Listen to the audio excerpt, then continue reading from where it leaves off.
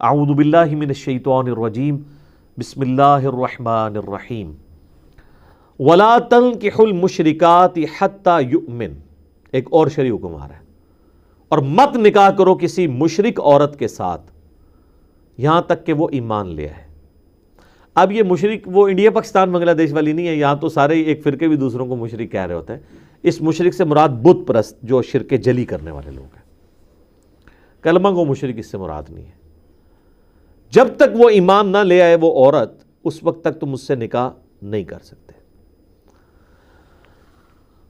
لیکن اس میں ایک ایکسیپشن دے دی گئی ہے سورۃ المائدہ کے اندر جا کے کہ جو اہل کتاب کی عورتیں ہیں نا وہ مسلمان مردوں کے لیے حلال ہیں، سٹارٹ کے اندر ہی سورہ المائدہ میں، لیکن صرف عورتیں ان کی حلال ہیں، ان کے مرد ہماری عورتوں کے لیے حلال نہیں ہے۔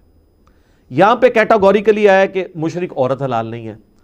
صحیح بخاری میں آتا ہے کہ عبداللہ بن عمر کا ایک تفرد تھا کہ وہ یہ مانتے تھے کہ یہ جو آیت ہے نا کہ مشرک عورت سے نکاح نہیں ہو سکتا، اس کیٹیگری میں یہود و نصارہ بھی فال کرتے ہیں، اور وہ کہتے تھے کہ اس سے بڑا شرک کیا ہوگا کہ کوئی شخص حضرت عیسیٰ کو اللہ کا بیٹا کہے، تو میں تو نہیں سمجھتا کہ ایسی عورت کے ساتھ نکاح حلال ہو۔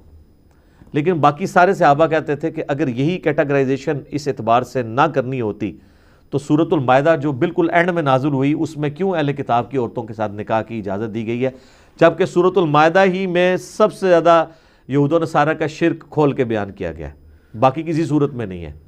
لقد کفر الذین قالوا ان اللہ هو المسیح ابن مریم، بے شک وہ لوگ کفر کر رہے ہیں جو کہہ رہے ہیں کہ عیسیٰ ہی اللہ ہے۔ یہ سورۃ المائدہ کی آیت نمبر 72 ہے۔ پھر آگے چل کے سورۃ المائدہ کی آیت نمبر 75 میں آیا لقد کفر الذین قالوا ان اللہ ثالث ثلاثہ، وہ لوگ بھی کافر ہیں جو کہتے ہیں کہ حضرت عیسیٰ اور حضرت مریم اس زمانے میں اور آج ہولی گوسٹ اور اللہ تعالیٰ یہ تین خدا ہیں، یعنی اللہ تین خداؤں میں سے ایک ہے۔ ٹھیک ہے، تو جو سورۃ المائدہ یہود و نصارہ کے خصوصاً کرسچنز کے شرک کو کھول کے بیان کر رہی ہے، وہ کیوں شروع میں اہل کتاب کی عورتوں کے ساتھ نکاح کو حلال قرار دے رہی ہے؟ اس لیے کہ اہل کتاب جو ہیں وہ آسمانی مذہب کے ماننے والے ہیں، ان میں ریلیکسیشن دی گئی۔ تو صحابہ کرام نے عبداللہ بن عمر کا یہ انڈیویجول فتویٰ قبول نہیں کیا، اجماع صحابہ اسی پہ ہے کہ جو یہود و نصارہ کی عورتیں ہیں ان کے ساتھ نکاح حلال ہے۔ اب میرا ایک معصومانہ سوال ہے، کیا یہود و نصارہ کی عورت ہمارے مسلمان جو فرقے ہیں ان کی عورتوں سے بہتر ہے؟ یہود و نصارہ کی جو عورتیں ہیں وہ تو نبی علیہ السلام کو سرے سے پیغمبر ہی نہیں ماننی، یہ صحیح ہے نا؟ اور ہمارے مسلمان فرقوں کی عورتیں نبی علیہ السلام کو پیغمبر مان رہی ہیں، ان کے لیے جان دینے کے لیے تیار ہیں۔ رہا شرک، تو یہود و نصارہ کی عورتوں کا شرک زیادہ جلی ہے مسلمان عورتوں سے، اس اعتبار سے کہ مسلمان عورتوں میں اگر کہیں پہ شرک پایا جاتا ہے تو وہ شرک جلی نہیں، خدا کی ذات میں کسی کو وہ شریک نہیں کرتی۔ وہ یہ نہیں کہتی کہ نبی صلی اللہ علیہ وسلم اللہ کے بیٹے ہیں، نعوذ باللہ، یا نبی علیہ السلام کی عبادت بھی ہو سکتی ہے، آپ کو سجدہ بھی ہو سکتا ہے، یہ کوئی تھکڑ سے تھکڑ مسلمان بھی آپ کو نہیں کہے گا۔ لیکن اس کے اگینسٹ جو جیزس کرائسٹ کے نام کے اوپر انہوں نے ہنگامہ کھڑا کیا ہے، حضرت عیسیٰ کا تو کوئی قصور نہیں ہے، وہ تو شرک جلی ان کے اندر پایا جاتا ہے۔ تو اگر آپ ریشو پروپورشن میں اس کو پلڑا دیکھیں تو مسلمان عورتوں کا بہرحال بھاری ہے، بلکہ بھاری کہنا بھی ایک طرح کی زیادتی ہے، بہت بھاری ہے، کوئی کمپیریزن ہی نہیں ہے۔ لیکن آپ یہاں پہ دیکھ لیں، یہ ایک دوسرے کے فرقوں کے ساتھ نکاح کرنے کو حلال نہیں سمجھتے۔ یہ آپ مجھے کہیں گے کہ پریکٹیکلی ایک بریلوی کا دیوبندی سے ہوا ہے یا ایک بریلوی کا اہل حدیث سے ہو گیا، اہل حدیث کا دیوبندی سے، وہ ضرور ہوا ہے، لیکن شرعی فتویٰ آپ اگر لے کے دیں نا تو نہیں دیں گے۔ اسی تو آئے دن آپ دیکھتے ہیں سوال آ رہا ہوتا ہے سنی شیعہ کا نکاح ہو جاتا ہے، یہ کیوں سوال پیدا ہوتا ہے؟ اسی لیے پیدا ہو رہا ہوتا ہے، وہ نکاح جائز نہیں سمجھتے۔ اچھا میں آپ کو بتاؤں، یہ سارے معاملات ان 100 سالوں کے، اگر آپ پرانے بزرگوں کو پڑھیں نا، سید نصیر حسین دہلوی رحمہ اللہ تعالی، جو یعنی اہل حدیث کی آپ سمجھ لیں کہ ماں ہے سب کانٹیننٹ کے اندر ہے اس اعتبار سے، ان سے بڑا کوئی عالم نہیں۔ جس طرح احمد بریلوی صاحب بریلویوں کے لیے ہے نا، اور اشرف علی تھانوی صاحب یا قاسم نوتوی صاحب دیوبندیوں کے لیے، اہل حدیث کے لیے جو سب کانٹیننٹ میں سب سے بڑے بزرگ ہیں سید نصیر حسین دہلوی ہیں۔ اس وقت جتنے بڑے بڑے علماء ہیں نا، سارے یا ان کے شاگردوں کے شاگردوں کے شاگرد ہیں یا ان کے شاگردوں کے شاگرد ہیں. ان کے باقاعدہ فتاوا موجود ہیں کہ سنی شیعہ کا نکاح درست ہے, اور ہم نے وہ PDF میں شیئر بھی کروائے تھے گروپس کے اندر. اس زمانے میں لوگ دیکھیں کتنی ٹالرنس رکھتے تھے, حالانکہ ان کے سامنے وہ سارے عقائد نہیں تھے. اور یہ وہ لوگ ہیں جو شیعہ کے خلاف باقاعدہ کتابیں لکھتے تھے, فتوے لکھتے تھے علمی اختلاف کے, لیکن کہتے تھے نکاح جائز ہے. اور وہ اس لیے کہہ رہے ہوتے تھے کہ وہ کہتے تھے قرآن تو آسمانی مذاہب کا احترام کرتا ہے, تو ہم اپنے جو ایک ریلیجن کے ماننے والے مختلف سکول آف تھاٹ میں احترام نہیں ایک دوسرے کا کر سکتے. تو یہ ٹالرنس یعنی ان لوگوں میں موجود تھی. تو یہاں پہ کہا گیا کہ مشرک عورت سے آپ کا نکاح نہیں ہو سکتا. اس مشرک سے مراد بت پرست, کافر, نبی علیہ السلام کو نہ ماننے والی, آسمانی کسی مذہب کو نہ ماننے والی, یعنی آج کی ڈیٹ میں آپ کہہ سکتے ہیں بدھسٹ, ہندو, ایتھیسٹ, یہ سب کے سب وہ لوگ. یہود و نصارہ اس کیٹیگری میں فال نہیں کریں گے. وَلَا أَمَةٌ مُؤْمِنَةٌ خَيْرٌ مِّن مُشْرِكَةٍ, اور ایک ایمان والی لونڈی جو ہے نا وہ مشرک آزاد عورت سے بہتر ہے. وَلَوْ أَعْجَبَتْكُمْ, اگرچہ اس کا حسن تمہیں بھائے. یعنی یہ اس زمانے میں جب لونڈیوں کا سسٹم تھا, ظاہر لونڈی کے ساتھ نکاح تو آسان ہوتا تھا نا, اس کو آزاد کر دیں یا خرید لیں, خرید کے آزاد کر دیں تو نکاح کر لیں آپ. آزاد عورت کے تو نخرے ہی بہت تھے. آج بھی آپ ذرا عرب میں چلے جائیں, ایک مرد پس جاتا ہے ایک شادی کے لیے, لوگ تو سمجھتے ہیں عربی یاش ہیں, عربی یاش ہیں. وہ سر یہ چند ایک لوگ ہیں جو عرب پتی لوگ ہیں, ادروائز عربیوں کی تو بیچاروں کی شادی کوئی نہیں ہوتی ہے. یہ بھی آج آپ نئی بات لے جائیں, ذرا عربیوں سے ڈائریکٹ پوچھیں تو صحیح وہاں شادی کتنا عذاب ہے ان کے لیے. پوری زندگی وہ جوڑتے رہتے ہیں. جس طرح ہمارے یہاں KP میں جو مرد ہیں پٹھانوں کے, وہ بیچارے بڑی مشکل سے مال جوڑ کے تو ان کی شادی ہوتی ہے, عورت والوں کو پیسہ دینا پڑتا ہے. یہاں پہ بھی مرد کو اتنے پاپڑ بیلنے پڑتے ہیں تب جا کے جو ہے نا وہ کسی عورت کے ساتھ ان کا نکاح ہوتا ہے. عربی تو بیچارے بڑے مشکل میں ہیں. یہ تو چند ایک لوگ ہیں جو امیر ہیں جو آپ کو نظر آتے ہیں, اور ان کو بھی بہت کچھ کرنا پڑتا ہے. خیر, لیکن عام بیچارے تو جس طرح یہاں پہ آسانی سے شادی ہو جاتی ہے, عربیوں کی تو نہیں ہوتی ہے. اہم ہی عربی بیچارے بدرام ہوئے تھے, عربی بیاہ بڑا کرتے ہیں, نبی بیاہ انہوں نے ایک بھی نہیں ہوتا. اللہ دے بندے ہو تانوں کی نے کہتا ہے بڑی مشکل ہوتی ہے ان کے لیے. تو وہ پھر کیا لونڈیاں جو ہیں وہ, تو کہا گیا کہ آزاد عورت جو ہے نا وہ مشرک عورت ہے اور آزاد ہے اور اس کا حسن بھی ہے, اس سے بہتر ہے ایک مسلمان لونڈی تمہیں مل جائے, وہ بہتر ہے کہ اس سے نکاح کر لو. وَلَا تُنْكِحُوا الْمُشْرِكِينَ حَتَّى يُؤْمِنُوا, اور اپنی عورتوں کا بھی, اپنی بچیوں کا بھی نکاح نہ کرو کسی مشرک مرد کے ساتھ یہاں تک کہ وہ ایمان لے آئے. جب تک ایمان نہیں کوئی لے کے آتا نا, اس وقت تک آپ اس کے ساتھ نکاح نہیں کر سکتے.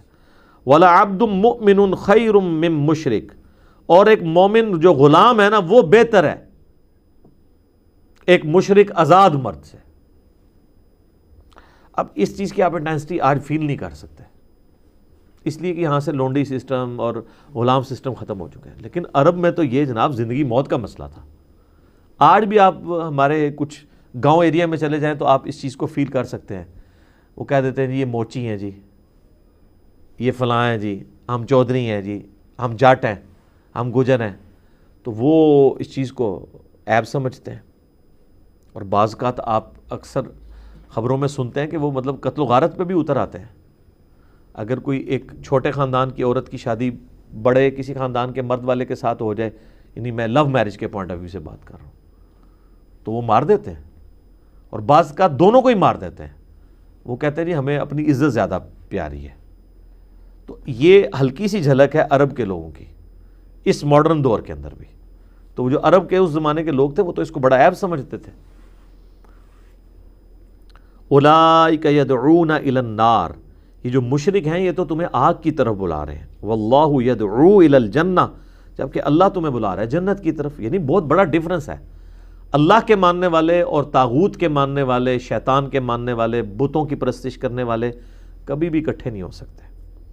والمغفرہ بإذنی, اللہ تعالیٰ تمہیں بلاتا ہے جنت کی طرف اور مغفرت کی طرف اپنی توفیق سے. کیا بات ہے جی, اللہ نے اس چیز کو اپنی توفیق کے ساتھ کر دیا کہ یہ ہر ایک بندے کے لیے ہوگا بھی نہیں جب تک اللہ کی توفیق نہ ہو. تو یہ بات یاد رکھیے گا, مسئلہ تقدیر کے حوالے سے بھی مولانا مودودی نے تو خیر بہت زبردست گفتگو کی ہوئی ہے تفہیم القرآن میں. میں نے بھی مسئلہ تقدیر کے اوپر جو لیکچرز ریکارڈ کروائے تھے نا، اس کا لب لباب یہی تھا کہ اللہ تعالیٰ تقدیر کے بارے میں جو اتنا ایمفیسائز قرآن میں کرتا ہے نا، وہ اس لیے کہ کوئی شخص پوری ایفرٹ پٹ کرنے کے بعد بھی اپنے آپ کو اللہ سے آزاد نہ سمجھے. جب تک اللہ کی توفیق شامل حال نہیں ہوگی نا، آپ جو مرضی کر لیں کچھ بھی نہیں ہونا. اور صرف اللہ کی توفیق سے کچھ نہیں ہونا اگر آپ نے خود کوشش نہیں کرنی، اس لیے کہ اللہ نے آپ کو توفیق ہی نہیں دینی. توفیق آتی ہی اس کے لیے جو کوشش کرتا ہے. وَالَّذِينَ جَاهَدُوا فِينَا لَنَهْدِيَنَّهُمْ سُبُلَنَا. جو لوگ ہماری راہ میں کوششیں کریں گے نا، کوشش کریں گے، انہی کے لیے ہم اپنی راہیں کھولیں گے. تو آپ کو صحابہ کرام کی زندگی میں، اہل بیت کی زندگی میں یہ نمونہ نظر آتا ہے کہ انہوں نے اپنی ایفرٹ پٹ کی ہے. یعنی انہوں نے ایویں جنت نہیں کما لی ہے، انہوں نے پوری کوشش کی ہے جو ایک انسان پٹ کر سکتا تھا. تو اللہ تعالیٰ تمہیں جنت کی طرف اور مغفرت کی طرف بلاتا ہے بِإِذْنِ، اپنے اذن سے، اپنی توفیق سے. وَيُبَيِّنُ آيَاتِهِ لِلنَّاسِ لَعَلَّهُمْ يَتَذَكَّرُونَ، اور وہ اپنی آیات کھول کھول کر بیان کرتا ہے تاکہ لوگ اس سے نصیحت حاصل کر سکیں. یہ کھول کھول کے بعد اس لیے یہ لفظ بولا جاتا ہے. جب دیکھیں اب یہ بار بار یہ لفظ ریپیٹ ہو رہا ہے کہ کوئی شخص یہ نہ کہ یہ کس قسم کی، یعنی جو ہے وہ نعوذ باللہ کوئی سیکسی قسم کی گفتگو ہو رہی ہے. حالانکہ آپ دیکھیں بڑی لمٹس کے اندر ہے، ایک لمٹ کو کراس نہیں کیا جا رہا، اور پھر بنیادی آئلی زندگی کو ڈسکس کیا جا رہا ہے. تو اتنی باریکی میں جانے کی کیا ضرورت ہے؟ تو اللہ تعالیٰ ہمارے ہم اس لیے کر رہے ہیں کہ تمہیں کھول کھول کے آیات بیان کریں کہ کسی کو کوئی وہم باقی نہ رہ جائے. تو یہ ایک اچھے استاد کی علامت ہوتی ہے کہ وہ جو ہے وہ 5 منٹ کا کلپ نہیں بناتا بلکہ 50 منٹ کی پوری گفتگو سمجھاتا ہے. کیونکہ 5 منٹ کے کلپ میں تو 50 سوال اور پیدا ہو جائیں گے، اور 50 منٹ کی گفتگو میں اگر کہیں سے کوئی وسوسہ سر اٹھائے گا تو اس کا جواب اس کو مل جائے گا اس میں. تو اچھا فلم لوگ پوری دیکھتے ہیں، اگر کسی فلم کا کوئی کلپ شیئر کروا دینا، کہتے ہیں پورا لنک بھیجو. کلپ کسی کو بھیجیے نا 40 منٹ کا، وہ کہتے ہیں کوئی 3 منٹ کا کلپ بھیجو. 3 منٹ اس یہ دسیا جا سکتا ہے کہ بھئی فجر دے 2 فرض نے تے زہر دے جناب 4 نے تے مغرب دے 3 نے تے عشاء دے 4 نے، یہی دسیا جا سکتا ہے.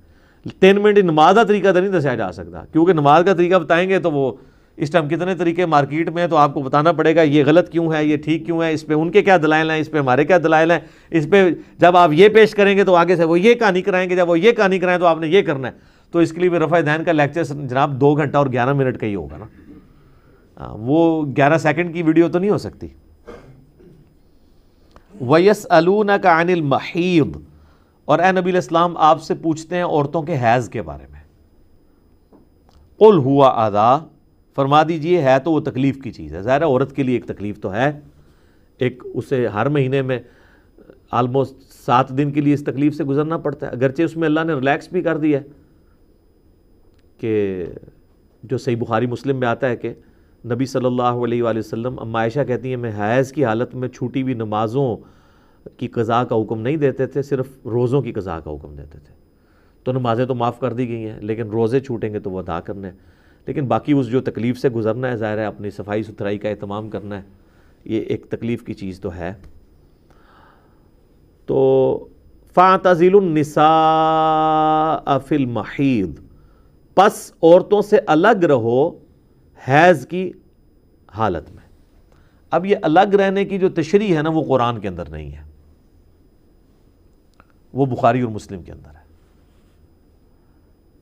ہلکا سا ذکر آ گیا اس میں ساتھ، وَلَا تَقْرَبُوهُنَّ حَتَّى يَطْهُرْنَ، اور ان سے قربت نہ کرو یہاں تک کہ وہ پاک نہ ہو جائے.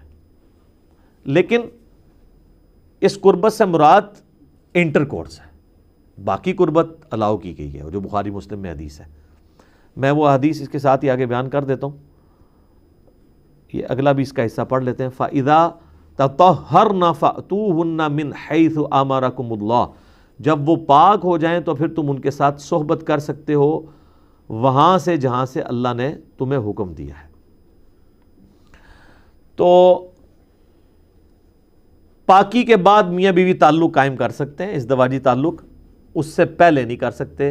اور یہ جو لفظ ہے نا کہ عورتوں کے قریب نہیں جانا، تو اس قریب نہ جانے کی تشریح اس آیت میں یہی ہے کہ اس سے مراد انٹر کورس نہیں کرنا. ویسے قریب جا سکتے ہیں لیکن قرآن میں دونوں طرف مطلب جا سکتا ہے کہ ویسے قریب جانا بھی منع ہے اور انٹر کورس بدرجہ اولا منع ہے، بدرجہ اولا منع ہے۔ تو بخاری مسلم جب آپ کھولیں گے تو امہات المومنین کہتی ہیں کہ ہم میں سے جب کوئی حیض کی حالت میں ہوتا تو نبی علیہ السلام ہمیں حکم دیتے کہ ہم اپنے آزار بند مضبوطی سے باندھ لیں اور باقی جسم کے ساتھ نبی علیہ السلام مباشرت فرمایا کرتے تھے۔ وہ جو منکرین حدیث وہ حدیث چاہتے ہیں جی بخاری میں لکھا ہوا ہے، بخاری قرآن کے خلاف ہے، کہ حضرت عائشہ کہتی ہیں کہ نبی علیہ السلام حیض کی حالت میں بھی ہم سے مباشرت کرتے تھے۔ تو سر یہ حدیث کا تو ایک طریقہ ہے نا، جو دوسری حدیث ہے بخاری مسلم میں جس میں سیدہ عائشہ نے ام سلمہ نے اس کی ڈیٹیل بتائی ہے کہ مباشرت سے مراد صحبت تھی، انٹر کورس نہیں تھا، اور وہ ہمیں حکم دیتے تھے کہ ہم لنگوٹ باندھ لیں مضبوطی کے ساتھ، باقی جسم کے ساتھ مباشرت کرتے تھے۔ تو اس میں یعنی ایک مرد کو اجازت دے دی گئی کہ وہ تعلق قائم کر سکتا ہے انٹر کورس کے بغیر، یہ ایک آسانی دے دی گئی۔ ظاہر وہ 7 دن کا پیریڈ ہے، پلس یہ بھی ایک فہم دے دیا گیا جو صحیح مسلم میں آتا ہے کہ یہودیوں کے ہاں یہ چیز یعنی اسٹیبلش تھی کہ عورت جب ناپاک ہو جائے گی نا تو آپ نے اس کو بسترے سے بھی الگ کر دینا۔ جس طرح ہمارے یہاں پہ بھی پنجاب کے کلچر میں بعض بیوقوف لوگ ہیں، وہ کہتے ہیں عورت آٹا نہیں گوندھ سکتی، عورت جو ہے وہ بچے کو دودھ نہیں پلا سکتی، وہ ہنڈیاں نہیں پکا سکتی، اور پتہ نہیں کیا کچھ کرتے ہیں، پتہ نہیں کیا نجس ہو جاتی ہے وہ۔ ایسا نہیں ہے، اسلام نے اس کو کنڈیم کیا۔ حتیٰ کہ بخاری مسلم میں حدیث ہے، ام عائشہ کہتی ہیں کہ نبی علیہ السلام اعتکاف کی حالت میں مسجد میں ہوتے تھے تو آپ جب مجھے یعنی اپنا بستر یا کوئی اس طرح کپڑے دیتے تھے تو میں حیض کی حالت میں دھو کے آپ کو واپس کر دیا کرتی تھی۔ صحیح مسلم میں آتا ہے کہ نبی علیہ السلام اعتکاف میں تھے تو آپ علیہ السلام نے مسجد نبوی کی کھڑکی سے مجھے کہا کہ میرا وہ بستر پکڑا دو، تو ام عائشہ نے کہا میں تو حیض سے ہوں، آپ فرمایا حیض تیرے ہاتھوں میں گھس گیا، یہ تو کوئی پلیدی نہیں ہے، تو حکمی نجاست ہے، حقیقی نجاست تو نہیں ہے۔ حتیٰ کہ بخاری مسلم میں آتا ہے امہات المومنین کہتی ہیں کہ نبی علیہ السلام ہم حیض کی حالت میں ہوتے تھے اور نبی علیہ السلام اپنا سر مبارک ہماری گود میں رکھ کے قرآن پڑھا کرتے تھے۔ تو یعنی قرآن نہیں گود میں رکھا ہوتا تھا، سر رکھا ہوتا تھا، قرآن یعنی زبانی پڑھ رہے ہوتے تھے، یہ بتانے کے لیے کہ عورت فزیکلی ناپاک نہیں ہے، یہ حکمن ناپاک ہے۔ باقی وہ خون تو ناپاک ہے جو نکلتا ہے، وہ والا خون ناپاک ہے، یہ یاد رکھیے گا۔ عام خون کا حکم علیحدہ ہے، اس میں غالب یہی ہے کہ عام خون جو ہے وہ پاک ہے، میرے اس پر کلپس ہیں، لیکن جو وہ حیض والا خون ہے نا وہ بخاری مسلم میں ہے کہ وہ تو آپ نے دھونا ہے، وہ ناپاک ہے۔ تو نبی علیہ السلام یہ حتیٰ کہ صحیح بخاری مسلم میں آتا ہے، ام عائشہ کہتی ہیں کہ میں کھانا کھاتی تھی نا، اگر میں نے بوٹی آدھی کھا کے چھوڑی ہے نا حیض کی حالت میں تو حضور کو پکڑائی ہے تو آپ اسی جگہ سے منہ لگاتے تھے جہاں سے میں نے کھائی ہوتی تھی۔ یہ میسج دینے کے لیے کہ کوئی ناپاک نہیں ہو تم۔ یہاں لوگ اتنے جاہل ہیں کہ جنبی ہوتے ہیں تو وہ کہتے ہیں تولیے کو ہاتھ لگایا اب تولیے ہی ناپاک ہو گیا۔ تولیے تب ناپاک ہوگا جب آپ کے جسم کی نجاست تولیے کو ٹچ کرے گی، آپ ناپاک نہیں ہیں، وہ حکمی ہے کہ آپ کو انٹلیکچولی آپ ناپاک ہیں، فزیکلی ناپاک نہیں ہیں، ٹینجیبل آپ ناپاک نہیں ہیں، نان ٹینجیبل ہے۔ جو بخاری مسلم میں آتا ہے کہ سیدنا ابو ہریرہ کہتے ہیں میں گھر سے باہر نکلا تو نبی علیہ السلام کے ساتھ چلنا شروع ہوا تو تھوڑی دیر بعد مجھے یاد آیا میرے پہ تو غسل فرض ہے، جنبی تھا میں چپ کر کے کھسکا چلا گیا، غسل کر کے واپس آیا تو نبی علیہ السلام فرمایا یہ تم کدھر چلے گئے تھے اچانک بتائے بغیر؟ تو کہا یا رسول اللہ میں ناپاک تھا۔ تو آپ فرمایا مومن تو کبھی ناپاک نہیں ہوتا، مومن تو پاک ہی رہتا ہے۔ تو یعنی یہ حکمن نجاست ہے، حکمن تو اس لیول کی ہے کہ آپ غسل بھی کر لیں، مجھے بتائیں کیا آپ بغیر وضو کے نماز پڑھ سکتے ہیں؟ تو نماز کے اعتبار سے بے وضو بندہ بھی ناپاک ہے، لیکن ویسے آپ مسجد میں بیٹھیں تو اس لیے کہا جاتا ہے یہ حکمی نجاستیں ہیں۔ نجاست کی 2 قسمیں، ایک حکمی ایک حقیقی۔ حقیقی ہے پیشاب ہے، منی ہے، مزی ہے، حیض کا خون ہے، یہ حقیقی نجاستیں فزیکلی لگیں گی ناپاکی ہو جائے گی۔ ایک حکمی ہے کہ آپ کچھ بھی نہیں بظاہر، لیکن شریعت کے حکم کے اعتبار سے آپ جنبی ہیں تو نماز نہیں پڑھ سکتے آپ جب تک غسل نہ اتار لیں۔ اور نبی علیہ السلام ڈیلے بھی کر لیتے تھے غسل جنابت۔ جامع ترمذی میں آتا ہے کہ نبی علیہ السلام غسل جنابت کبھی رات کے اول پہر میں کرتے تھے اور کبھی آخری پہر میں کرتے تھے۔ دین میں اللہ نے یہ آسانی رکھی ہوئی ہے۔ تو یہ حیض والا معاملہ بھی اس مت کو توڑا گیا کہ اللہ کے بندو یہ عورتوں کے ساتھ معاملہ ایسا نہیں ہے کہ وہ کوئی ان کو آپ نے بسترے سے الگ کر کے تو دوسری جگہ جا کے سونا ہے۔ مراد یہ کہ صرف وہ نماز کے اعتبار سے، شرعی احکام کے اعتبار سے ہے معاملہ ان کے ساتھ، باقی وہ ناپاک نہیں ہے۔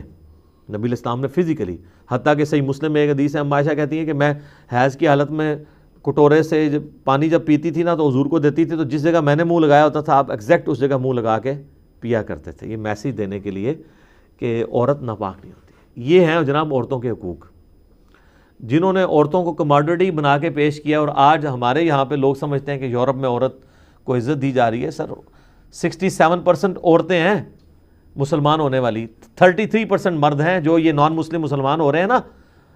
ہر 100 میں سے 67 عورت مسلمان ہوتی ہے، 33 مرد مسلمان ہوتا ہے، کیونکہ وہ سیکیورٹی فیل کرتے ہیں، اور سب سے زیادہ ان کے لیے سیکیورٹی یہ ہے کہ مسلمانوں کے مرد اپنی عورتوں کے ساتھ مخلص ہوتے ہیں، اور یہ پردے کی وجہ سے ہم سیکیورٹی فیل کرتے ہیں۔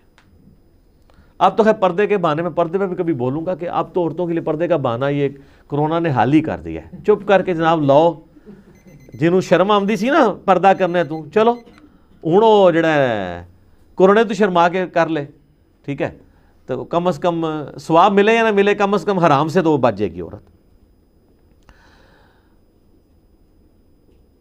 ان اللہ یحب التوابین ویحب المتطہرین، بے شک اللہ تعالیٰ توبہ کرنے والوں کو بھی پسند کرتا ہے اور صاف ستھرے رہنے والوں کو بھی پسند کرتا ہے۔